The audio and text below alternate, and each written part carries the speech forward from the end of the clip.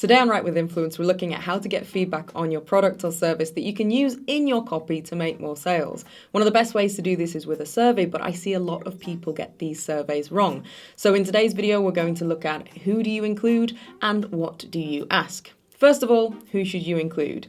Something to remember is that when it comes to getting feedback, not all opinions are equal. You've got to be very careful who you turn to for advice and ideas. What's wrong, love? Work is sending over a client from the European office for me to entertain for the night. Could be the CEO, the CIO, the EIEI old McDonald. This is not the time for dad jokes. Sorry. I made this itinerary. I thought we could start at the Grand Hotel, then a poetry reading. May I? I'd love your input.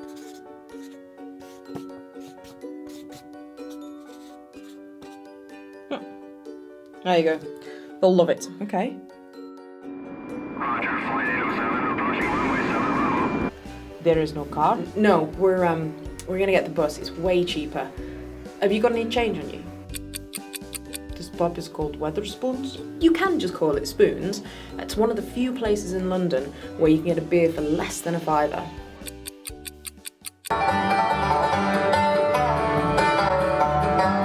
Get comfy, it's a 3-hour concert. And it's karaoke night.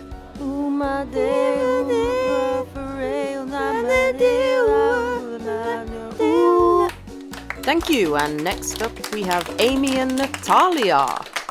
Wasn't it good? Oh, so good. Wasn't it fine? Oh, so fine. Isn't it tragic? He won't be mine.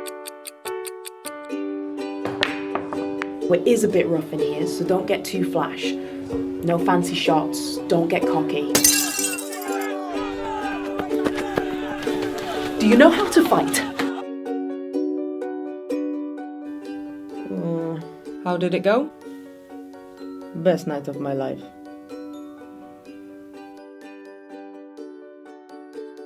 I may have got away with it that time, but my dad probably wasn't the best person to ask how to entertain a CEO. So when you want to know what potential customers think, talk to people who represent your target market. This brings me on to the next potential mistake of what do you ask people? What you don't want to ask is about what people might do or what they think they would do in the future. What I mean by that is, would you buy this product or would you pay this much for a service if I created it? Those won't generate answers that you can use in your copy for good sales copy. But quite often companies will ask them. Why? Because we're looking for validation. We want people to respond to us with a yes, and so subconsciously we tee up these questions to encourage positive reinforcement. But we're not 5 years old anymore. More than positive reinforcement, we need the truth. Of course you can wear chocolate shoes and the fairies will always look after you. I'm not sure we should be telling her this stuff. Oh, come on, she's 5. My chocolate shoes have melted. Where are my fairies? Where are my fairies? I've created a monster. Now you might say, Amy, it would be helpful to know if people are going to buy my product. But here's the thing. People will lie. They may not mean to, they may have every intention of buying your product and paying your asking price.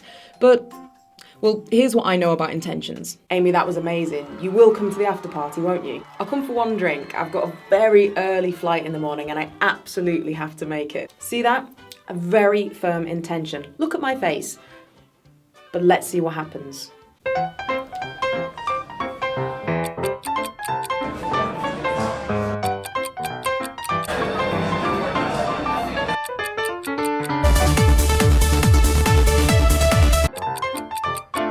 Please get off the stage and leave the dancer alone. No, no, no, no, no, no, no, no, no! Basing your copywriting on intentions is precarious, and here's why.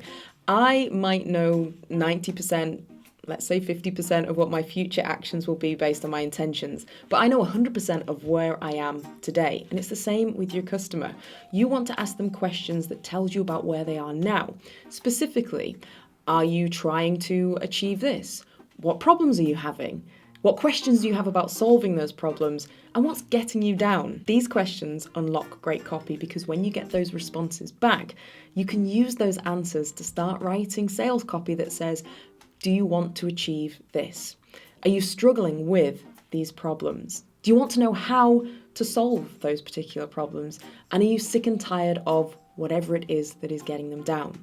It's this kind of confident and insightful copy that engages prospects, positions you as an expert, and yes, makes sales. Till next time, keep believing.